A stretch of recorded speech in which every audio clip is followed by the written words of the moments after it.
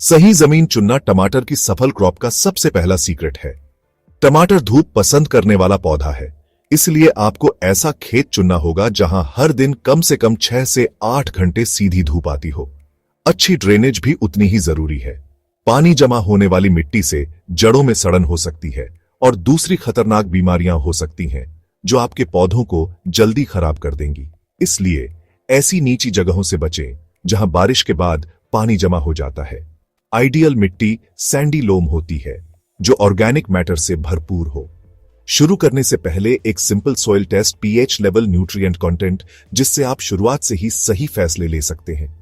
यह शुरुआती चुनाव आगे आने वाली हर चीज के लिए स्टेज सेट करता है। एक बार जब आपने परफेक्ट जगह चुन ली तो खेत तैयार करना शुरू हो जाता है। मिट्टी को ढीला और हवादार बनाने के लिए कल्टीवेटर या रोटावेटर से कैट को तैयार करके शुरू करें।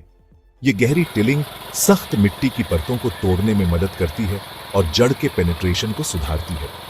कल्टीवेटर या रोटावेटर से खेत को तैयार करने के बाद खेत से सभी वीड्स, पुराने फसल के अवशेष, पत्थर हटा दें। ये अनवांटेड मटेरियल आपके टमाटर के साथ न्यूट्रिएंट्स पानी के लिए कंपीट कर सकते हैं और पेस्ट्स, बीमारियों को भी हार्बर कर सकते हैं। इसलिए एक क्लीन खेत एक हेल्थी खेत होता है। खेत साफ होने के बाद मिट्टी को एनरिच करने का समय आ गया है।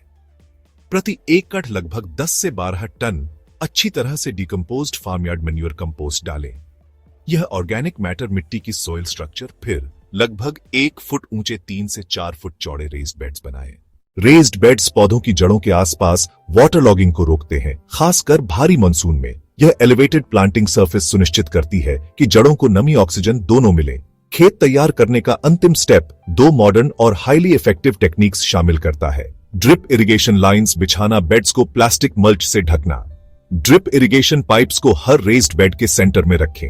यह सिस्टम पानी और न्यूट्रिएंट्स को सीधे पौधे के रूट जोन तक पहुंचाएगा, पानी बचाएगा, रोज के बीच वीड ग्रोथ को रोकेगा। ड्रिप लाइंस बिछाने के बाद बेड्स को काले या चांदी के प्लास्टिक मल्च फिल्म से ढकें। किनारों को मिट्टी में कसकर दबा दें। प्लास्टिक मल्चिंग मिट्टी की नमी को बचाता है, वीड्स को पूरी तरह से दबाता है, मिट्टी के टेम्परेचर को बनाए रखता है और फलों को मिट्टी से छूने से रोककर साफ रखता है। तैयारी में यह शुरुआती इन्वेस्टमेंट फसल चक्र के दौरान बहुत बड़े डिविडेंड्स देता है। सही टमाटर की वैरायटी चुनना किसी काम के लिए सही टूल चुनने जैसा है। यह आपके लोकल क्लाइमेट के अनुसार होना चाहिए, यह आपकी मिट्टी के टाइप के अनुसार होना चाहिए, यह मार्केट की डिमांड के अनुसार होना चाहिए। 2 मुख्य प्रकार की वैरायटीज हैं, determinate varieties, indeterminate varieties. Determinate Bush type एक साथ फल देती है, प्रोसेसिंग मार्केट्स के लिए अच्छी। इनडिटर्मिनेट वाइनिंग पूरे सीजन फल देती है, फ्रेश मार्केट्स के लिए आइडियल। सलाह लें लोकल एग्रीकल्चरल यूनिवर्सिटी या ट्रस्टेड सीड सप्लायर से। एक बार वैरायटी तय हो, निर्णय करें, सीडलिंग्स खुद उगाएं या नर्सरी से खरीदें। छोटी नर्सरी बेड में उगाना, प्रो ट्रेज में उगाना। हार्डनिंग क्या है? सीडलिंग्स को आउटडोर कंडीशंस के लिए धीरे धीरे एक्लेमेटाइज करना। धीरे धीरे उन्हें धूप के लिए एक्लेमेटाइज करें। 7-10 दिन में धीरे धीरे धूप में एक्सपोजर बढ़ाएं। पानी देना थोड़ा कम करें, ट्रांसप्लांट शॉक कम होता है। ट्रांसप्लांटिंग का टाइमिंग हमेशा लेट आफ्टरनून या इवनिंग में करें। इस समय धूप कम तेज और टेम्परेचर ठंडा होता है। पौधों को रिकवरी के लिए पूरी रात मिलती है। प्लास्टिक मल्च में रिकमेंडेड स्पेसिंग पर छेद बनाएं।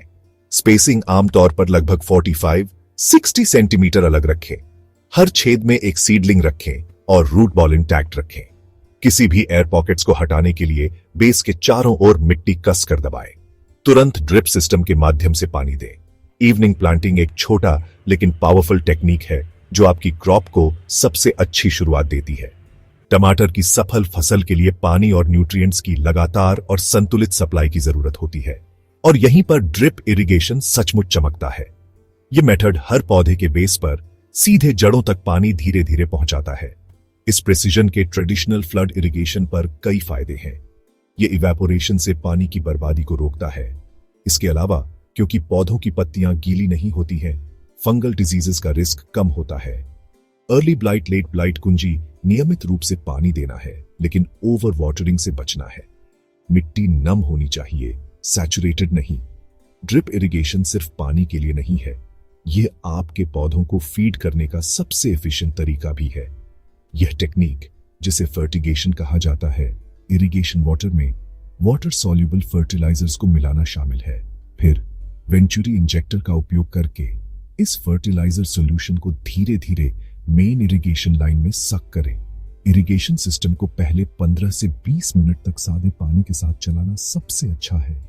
वेजिटेटिव ग्रोथ के लिए 19-19-19 रूट डेवलपमेंट के लिए 12-60-100 और फ्लावरिंग और फ्रूटिंग के दौरान 0050 234 या 130045 किसी एक्सपर्ट से सलाह लेना या आपकी चुनी हुई वैरायटी के लिए एक प्री डिफाइंड स्केड्यूल का पालन करना आपको ऑप्टिमल रिजल्ट्स प्राप्त करने में मदद करेगा।